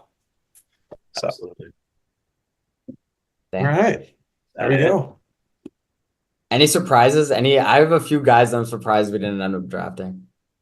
Yeah, I thought for sure. I mean, your boy Steph still on the board. I kind of didn't. I was kind of staying away. I don't know. He's gonna have to be the guy. I'm a little surprised by that. Was that something that do we think he's not going to be producing at that level, or is that something that we kind of filled those positions early and didn't need another guard late? I mean, I think he's the last. He would be the next guard, like next point guard picked, but like, yeah. Has he ever been more than like a 32 fantasy point per game guy, even at his peak? Like he doesn't do enough, like a little bit. Yeah, I mean that's the thing about Steph. As amazing as he is, he doesn't get you steals. He doesn't get you blocks. His assist numbers aren't unreal. He'll score you a lot of points, but in fantasy, at least I'm always looking for guys that are a little more well-rounded. Not to say that he's a bad fantasy option by any means, but he's not in that elite tier, even when he was at his peak. As some of these other guys that would get triple doubles consistently. Like I think Paolo's a way better pick, for example, and he's at a position of need. Like, yeah. If I needed a guard, I would have taken him, but I just needed some forward depth, so I chose some other guys instead.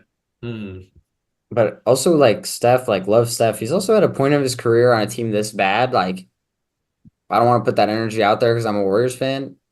If they're 5-17 he's gonna call it quits on the season. Like, and it's not gonna be up to him. Like the team is gonna be like, you need to fake a hand injury like we did the Wiseman season. But like I think that for guys like him and LeBron, there is that potential where like they might just last 2 months of the season, they might just go rogue and your playoff chances are screwed, you know? Um, so that's my little worry there.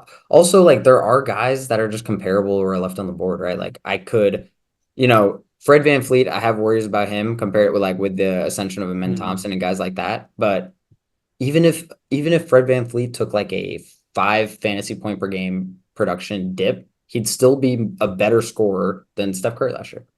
Yeah. So Wow. That's a Yeah, I great mean, point. there's also Kyrie, Dame, De'Aaron Fox. De'Aaron Fox. That's another one. That's wow. I kind of forgot about him. But those are all elite point guards. It's just there's a lot of depth at point guard is what I'm realizing here.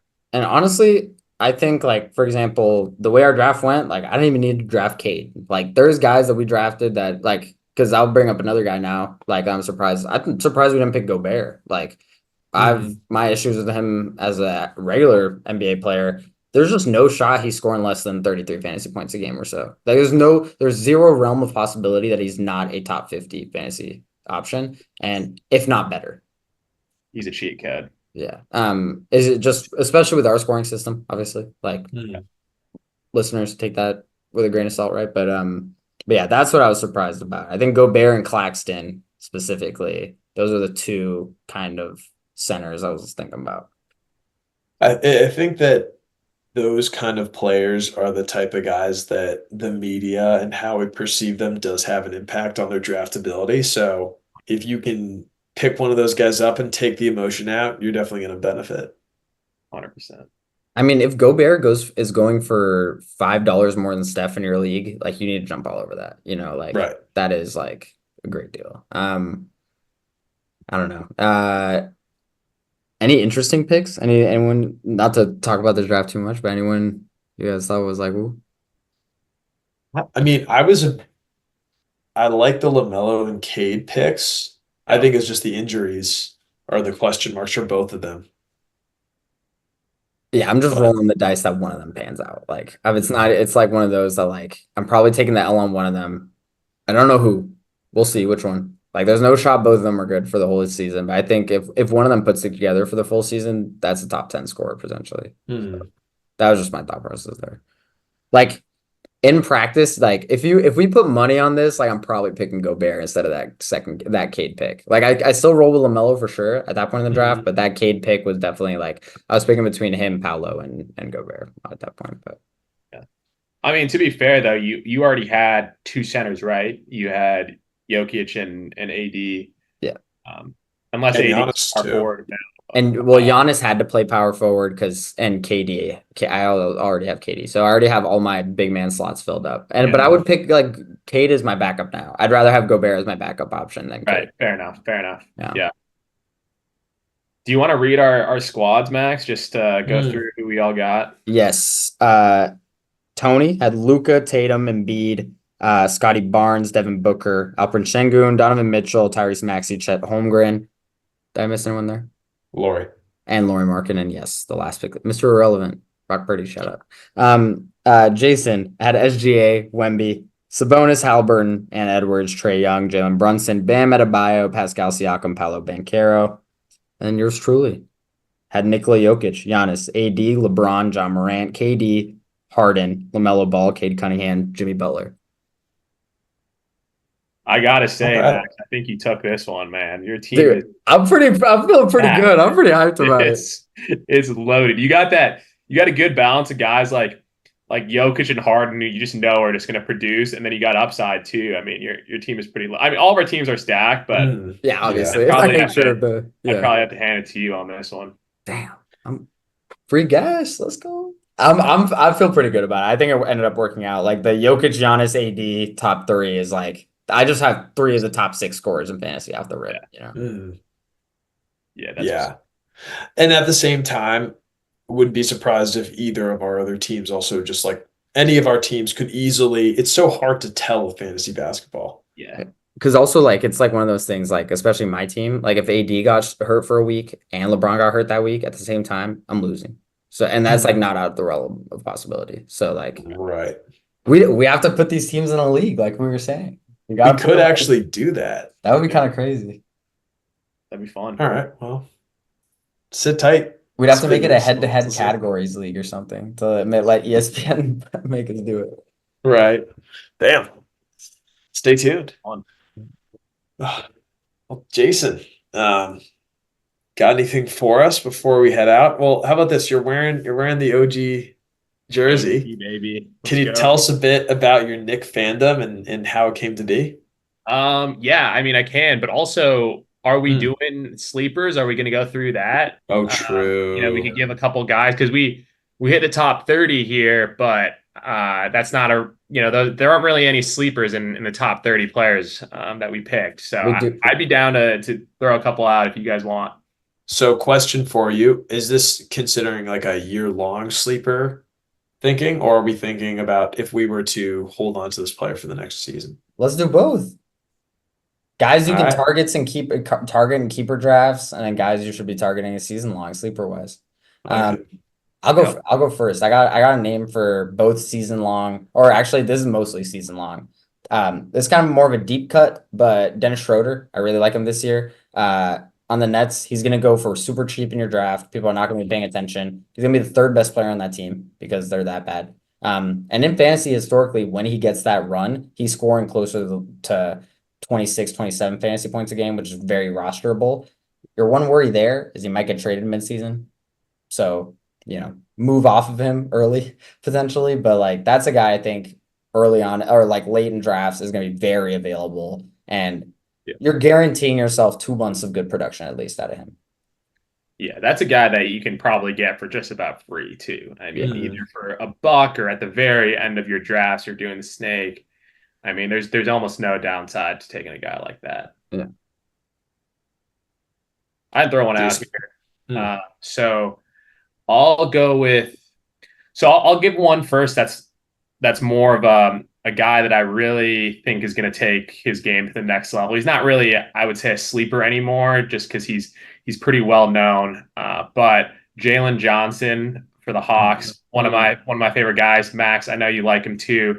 Yeah, this dude, he really, I mean, he broke out last year, but I really think he has a chance to be a top 50 fantasy player and potentially even higher than that with the skill set that he brings. I mean, he does everything. I mean, he can shoot the three. He rebounds really well. He gets steals.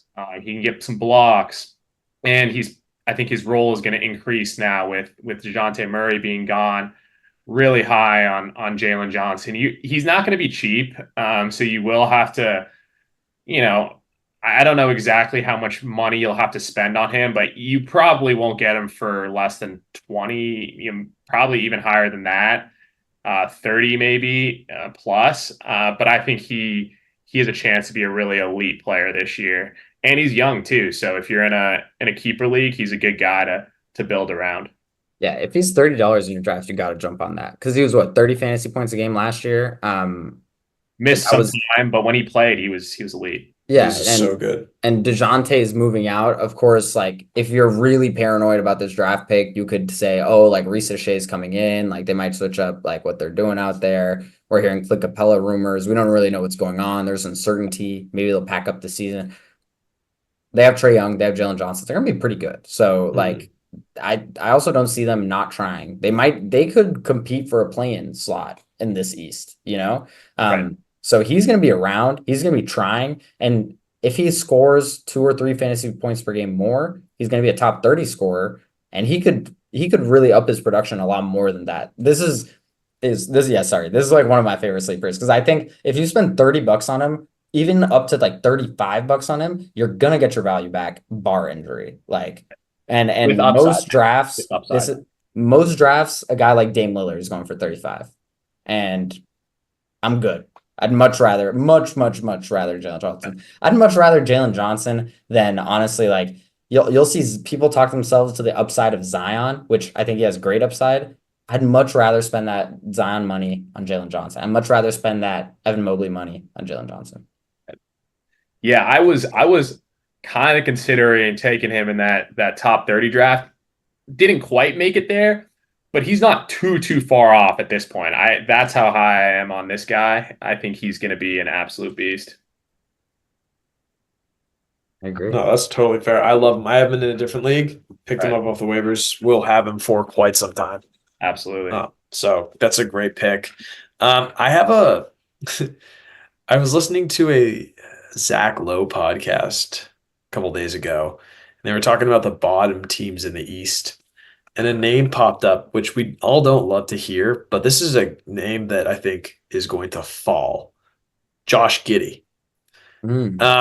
I do think based on the team he's getting traded to, fantasy wise, it's a pretty sweet deal because Zach LaVine, questions about him. And then DeRozan is now out. So in terms of Kobe White, there is that ascension, but I think he's the type of guy that might not even go for drafted. And if you have a buck, like definitely toss it his way because he averaged 25 fantasy points per game. If things work out, and he's in a more like comfortable situation, he's not being outshined, he could be the like number one sort of heliocentric type of option. He averaged 6 and 5 last year, so I think he could easily average a rebound or assist or two more per game and a lot more usage. So Josh Giddey's sneaky pick. I mean, if he goes back to his year one production, he's going to be gross in fantasy. Like he was at that point, he was like a 29, 30 point per game scorer, and they're going to build around him a little bit. So, yeah, I don't know. I'm personally not really a believer in the player, but like that's also sure. Like they also have invested so much in him that he's going to get every opportunity to fail or to succeed either way. So I think that's actually a pretty good poll, to be honest. Question for you guys: How old do you think, off the top of your head, how old do you think Josh Giddey is? Isn't he like pretty young? 20? Yeah, I knew. 20. He's 21. Okay, he's 21. Yeah. It seems like he's older than that because he's been around for a couple years. He got drafted so young that he's still 21. I mean, that's still a really young player with a ton of upside there. So that's a good pick, Anthony. I was thinking about mentioning him too. I think he'll have a lot of opportunity. He's younger than some guys that are getting drafted. I mean, it's a great point. And for a keeper league, I mean, you could probably draft him for like $10 or less. Yeah. And like if he's a 25 plus per game scorer, now it's a guy you can trade. Now it's a guy you can keep, Yeah. Are we just going in a circle? I got another one. Go ahead. Send it. This is kind of a sneakier one. This is season long, not really keeper. This is a guy that I've been kind of thinking and kind of seeing not a lot of rumors or not a lot of excitement about. And he did fly under the radar pretty aggressively last year, but this is Desmond Bane. He was a top 50 fantasy scorer last year. People tend to forget. He was really good, like just eye test wise. 24 a game, 40% from three, 46% from the field. But these are not things he can't replicate, as seen by the year before. His efficiency was just better. So his minutes went up a lot, his usage went up, and I think his minutes will stay the same, and his usage will go down. So I actually think he has a chance to be the same player, if not even a little bit better. And I don't think he'll get a lot of shine in drafts. This is, again, season long. I think keeper wise, he doesn't have upside keeper wise. This is a one-dimensional player. This is a guy who's going to score. He's going to have 5 assists at his peak, 5 rebounds at his peak, and you're just hoping for 25 points per game, right? So keeper wise, don't love that. But in season long, I do think this guy is going to fly under the radar. He's also relatively healthy usually. Like when he plays, like last season, he kind of packed it up at some point, but I don't know, relatively consistent player, big fan of him, both in fantasy and not in fantasy. But I think for the sake of season long, I think he's a really good option. For keeper, this is another Grizzlies related thing. I'm kind of on a Grizzlies kick lately, but I think Zach Edey could fall in drafts. He's just gonna slot. He's gonna play 25 minutes a game on day one. If you can pick him, like, I don't know. This might be aggressive, but $15 or less in a keeper league, like the Grizzlies center situation, they always play with a center. They want to play with a center. They want to play with Brandon Clark. They want to play with Steven Adams. They wanted to play with Valanciunas, you know? And Zach Edey's just going to come in. He's going to start. Brandon Clark's coming off a season-long injury. As good as I think Brandon Clark is, don't get me wrong, I think Zach Edey is just a bigger body in the West. They want to play with Zach Edey on the court a lot. If he plays 25 minutes a game as a rookie, he's going to score 25 plus in fantasy just because he's not going to shoot the ball. He's going to get blocks and he's going to get rebounds. So yeah, that's a take for keeper. I really like him in keeper, and I'm genuinely probably not a big fan of the player. So I think even in season long, he's going to have value. I mean, keeper definitely, but even season long, he's going to have value just because he's that perfect guy for fantasy. I mean, the dude's not going to miss shots. Like, he's going to shoot 60% plus from the field, just eat boards and get blocks. Like, never turn the ball over. He's never gonna have the ball to turn it over. It's all gonna be plus stats for him. That's a good pick. I was going right off what you were thinking there with Mark Williams. He was so good last year before getting hurt, averaged 29 fantasy points per game. Just double machine. If you can get a double guy who's you can draft them for $1. There's going to be 4, 5, even like 8 centers that are drafted for $1 that eat almost 30 points per game up that are going to be picked up, and such an easy asset to get. Gafford last year, like right. Example. Nurkic, Jakob Poeltl. Yeah. Right. Poeltl, I feel like at this point is almost a little too established. Like, I think he's going a little bit on the higher end of those guys. Sure, but that's a good point. I agree. That realm of player. Yeah, I hope Mark Williams can stay healthy because he was some injury concerns last year, but hopefully he's back out there. Yeah. All right, I got one more polarizing figure, but I actually am a believer in this guy for this year. And potentially even keeper is RJ Barrett, former Knick, shout out. But since he got traded, after he got traded to the Raptors, he was a completely different player. I was looking this up earlier, and he averaged 22 points, 4 rebounds, 4 assists on 55% shooting after he got traded to the Raptors. So not only was he producing, but he was doing it efficiently. And that was a huge concern when he was playing for the Knicks. But for whatever reason, went to the Raptors, unlocked some efficiency. He's going to have a big role there. He's still young. He's another guy that drafted young, has been in the league for a few years, but I don't know. I think he's probably 23, 24 now. So he's still got room to develop. I think he's a good player to target at the end of your drafts. I think a lot of people have their thoughts on RJ Barrett, and you might be able to get him at a discount just because, the New York media blew his struggles out of proportion a little bit. So there might be some people that aren't as interested in a guy like that. Yeah, I mean, that's a home run swing. Like, you could hit a home run on an RJ Barrett draft pick and not spend a lot of money. Like, no matter what you think of the player, like, he's been so good over the last 9 months of just RJ Barrett basketball. He's been fantastic. 100%. I was also going to sneaky go with his running mate from New York, Quickly. Another great guy. Another great one. I was thinking about him too. Yeah. Like, same sort of idea. I don't think his efficiency will go up necessarily, but his scoring jumped 3.5 points, and his assist numbers jumped 4 points. So that's 8 points right there. So he's going to have an increased role still. His minutes jumped up 9. They might jump up a few more. So another guy that is going to be above a waiver wire. Love that pick. Let's go, boys. How about it? I still got a few. Let's go. I know. These are fire. Ready. Sorry. Yeah, I still got a few. For season long, and honestly for keeper, if you talk yourself into one of these guys, these are guys who are going to fly under the radar again. Malcolm Brogdon, number 1 in Washington. No one else is playing guard. No one else is going to get minutes. He's already a guy with 20 minutes a game can offer you fantasy potential usually. And he's going to play like 27 to 28, might get traded.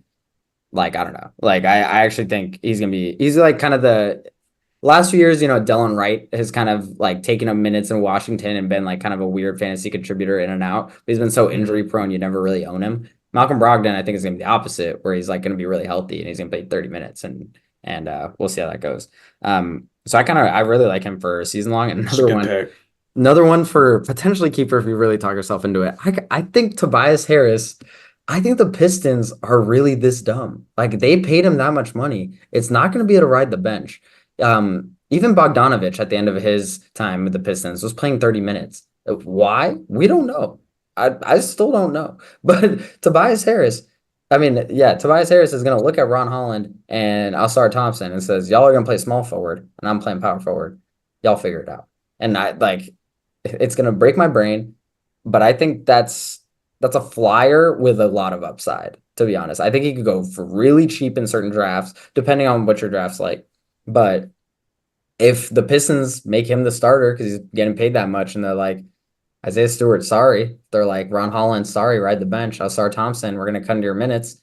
Which they did last year, I could see Toby being a really good fantasy producer. He's always been a pretty good one at that. Man, Great pull. Tobias Harris and RJ Barrett, our fantasy basketball group chats, arch nemesis right there. Yeah. But that's, I mean, to be honest, Actually. like what Anthony was saying earlier, like the social like perception of some of these players can really affect how they're 100%. drafted. Like what you were saying with Gobert. Like a few other ones that just off the top of my head, like people just might not be that high on them or might not like consider them that high, but I think you get them for $5 or less. Think Donovan Clingan, think Alex Sarr. You just hit out like draft one of these guys and you got a shot, especially in keeper leagues specifically. If as a rookie under $5 they're scoring 20 plus fantasy points per game, that's a W. You just won that draft pick. So take shots like that. I think Sarr probably a little bit bigger of a name, but like Klingon, Edie, even going back to Taylor Hendricks, who we mentioned earlier, like take some shots on guys like that in keeper leagues because they're gonna give you a lot of value long term. So yeah. Yeah. I just thought another Chris Paul. He could just I'm not have sleeping. 10 assists alone. I'm not sleeping on Chris Paul. I mean, maybe that's less of like a flyer pick, but could see sort of how he was in Golden State, leaning into, oh, he's old, he's maybe past his prime. But see a lot of assists going to Wemby there. Everything's going to play around Wemby. I can't see him being worse than what he was in Golden State, like especially now that he has Wemby around. Like he almost Right. had to do too much at certain Mhm. points in Golden State. Right. Um, I don't know. Damn. Damn, that we just gave you guys a Any lot of sleepers. any reverses for you guys? Like Oh, any overrated? that might be too much intel. That might be Yeah, not playing. that's so real. Because that's a strategy I will say that I do right now is if there's a player I think is going to be heavily bidded, I will put him down early when people are still throwing money. That's and just actually have a you great. waste. That's a great call. I do that all the time too. Like I threw Mhm. down Wemby in our league really early last year. Yeah. And I think it goes both ways. I think it's also like early in the draft. If you have a guy you've really focused on that you're like, man, I think maybe I could get him for $1 or $2, and he's like a $6 player. If you feel that way really specifically about someone, Right. first round, I'm not opposed to someone throwing out Zach Edey and just Right saying, on. Yeah. can I get him for $3? Like, Yeah, Mhm. that's a good strategy. I'm trying to think. One guy that I'm not high on. Just throw out a guy that I don't necessarily know if I'd say do not draft, but I'm certainly not high on him relative where you would need to draft him or how much you would need to pay for him. Is Austin Reeves. I just think that his game isn't super fantasy friendly. He's kind of one of those opposite guys to RJ or Tobias Harris, where for whatever reason people love Austin Reeves, and I just don't think he's great for fantasy. There's a ton of other playmakers, ball hunters on that team. He doesn't really produce on the defensive end, and he's not super expensive, but you're not going to be able to get him for $1 or $2 at the end of your draft either. No, that's real. Like I'd rather take like a Josh Giddey any day of the week over him. And they're probably going around the same price, around the same area in your draft, and I'd just much rather have it, a guy like Josh Giddey or someone like that. Yeah. I think that's a really good point. I kind of, when I think of guys who are going to go downturn, it's like, I also think of like situations I want to stay away from.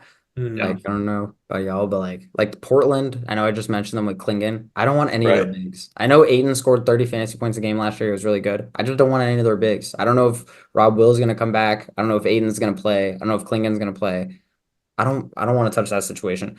Honestly, Dallas, I feel relatively similarly about. I think those guys, depending on the value, those guys might be a little bit overvalued at this point, both Gafford and Lively. Like just because I might not necessarily know night to night, but also by the end of the season, I don't know which of the two is going to end up being better in fantasy.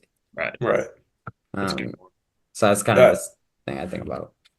I take that with yours, but to a bigger scale, I feel like somebody always overbids on Karl Anthony Towns consistently. And he averaged a hair under 30 points per game last year as a center.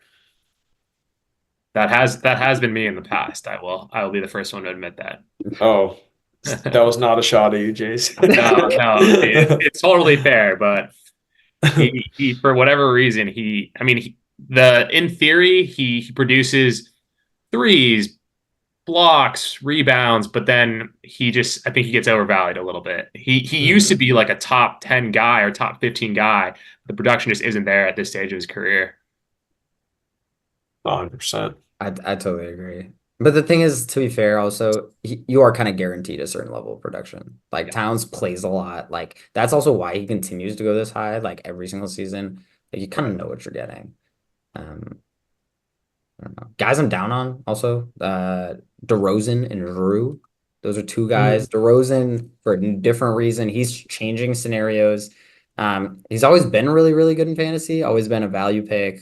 Always really enjoyed him. But I mean, if that team is gonna be good, he's not doing as well as he's been doing, which inherently is a little bit difficult for me to get over. Because he has a lot of value. I mean, he should go for 30 in your draft if people are locked in. Like he is that type of scorer. He is gonna score 27 plus a game this year in fantasy, in my opinion. He's not gonna be at 32 like he's been the last few years. Drew's different reason. I just think Drew's a little older. They're really good. He's on a big contract. You don't need to run him into the ground. And I think that's just literally what's going to happen. I think his usage might go down a little bit. His minutes might go down a little bit. And then he's going to go from being a 25 fantasy point per game guy closer to the 20s. That's kind of where I see that. Yeah, I see that. I see both those for sure. The DeRozan one, I feel like for the last, I don't know how many years, I've been like, all right, he's finally done being a good fantasy player. And then he's always a good fantasy player. But so it's just, that's the one thing where I'm like, I gotta see it before I believe that this guy's done. If you do the math, like Fox 20 a game, Malik Monk 15 a game, Sabonis 15 a game, Murray 15 a game. Is that his name? Yeah, Keegan Murray. I was like, spacing. Who else? Bench guys. You still have even with that. What? Even with that, and Sabonis is closer to 20. Yeah. So like even if you do the math all there, you're already up to, and plus the bench guys, I was just gonna say you're up to like 85, 90 points already. So like how many points left a night is there for DeRozan to score? Like he'll get his, right? Like he'll get to 18 points a game no matter what. But can he get to 21? Can he get to 22? Can he add because that was the thing, and when he was in San Antonio too, he added the steals, assists, and rebounds in fantasy. And then when he went to Chicago, got back to the point scoring. But I'm kind of worried if that's really going to happen here in Yeah, and they have other guys too now that they brought on. I mean, they drafted Devin Carter. They have Keon Ellis played really well at the end of last year. Totally forgot about him. Not that they'll take minutes away from DeRozan necessarily, but they're definitely going to find spots for them to play. So we'll see what that does to the rotation. And DeRozan has been a 36-minute a game guy for the last 3 years. Like he's gonna play. I wouldn't be surprised if that went down. Yeah, I think he's gonna play 30. I don't think there's enough minutes for him to play more than 32, 33. And for that level of production, even if he was gonna be as good as he was in the Bulls last year, 4 minutes less a game is a big deal, and then all the rest of the stuff. So yeah, I don't know. I'm pretty low on DeRozan. But I do see your point, Anthony, where his play style is also very conducive to being pretty good in fantasy. Definitely. It's all about the situation, the minutes. You got to take how good the player is out of it. Yeah. Damn. I think Yeah. is that everything? Do we gotta wrap it up now, I guess? We covered it. Dang. Anything else you want to get to? Oh, that was a great pod. Oh, yeah, Jason, tell a Knicks sort of what was your opening Knicks moment of fandom? How'd you get here? I mean, as long as I can remember, I've been a Knicks fan. So I grew up in Montana. No professional teams out there. So I had the opportunity to pick whatever team I guess I wanted, and my dad's from New York, so went with that, and it's been a little bit rough up until the last couple of years, but things are looking up. So I'm not gonna get ahead of myself, but I'm optimistic for the season. If nothing else, it'll be a really fun team to watch, and we'll be competitive in the East. We'll see if we match up with your boys at some point, Anthony. Yes, sir. Looking forward. Fighting words. Man, that's great. We've had too many Knicks fans on the podcast lately. We have. I'm glad that we could have a Knicks fan on the pod and not do a Knicks podcast. Talk about the Knicks, yeah. But now we just did, so maybe I just screwed myself there. The other thing I just love about fantasy is, you guys live in DC, I'm up in Boston. So much of the connection that I have with people from home is through this league. So I'm also very grateful for it in that sense. So super, super fun. That, and it makes just watching the game so much more fun. I don't know about you guys, but I mean, I'll watch the Knicks, whatever, but I will never get as into Bulls Kings as when, it's Sunday night and I need 20 points from, Kobe White to win this matchup. Right. You're watching that as closely as you're watching your favorite team in the NBA finals. Right. Yeah. Like not an exaggeration at all. You're like hoping for Kobe White will miss that like field goal to start the third quarter, and you're like, oh, my week's over. Like, screw it. I'm getting relegated. Like, dude, this sucks. So funny. Yeah. Nah, it's a lot of fun. I'm glad that I was able to come on and talk some fantasy hoops with you boys. Really, really had a great time doing it. Well, we appreciate you. We appreciate you coming on. Seriously, it's like one of our most awaited guests. Like I feel like so. I'm hyped. I'm hyped that we finally got a chance to do this, and we'll have to run it back next year on next year's fantasy preview. Low key. Yeah, maybe we can look back on this one and see how bad our takes were. 1 month in, or when 1 month in, Tobias Harris, the #1 ranked fantasy player in the league. I mean, and I'm putting this on my LinkedIn. Come on. There you go. Anyways, with that, Anthony, you want to take us? Sir.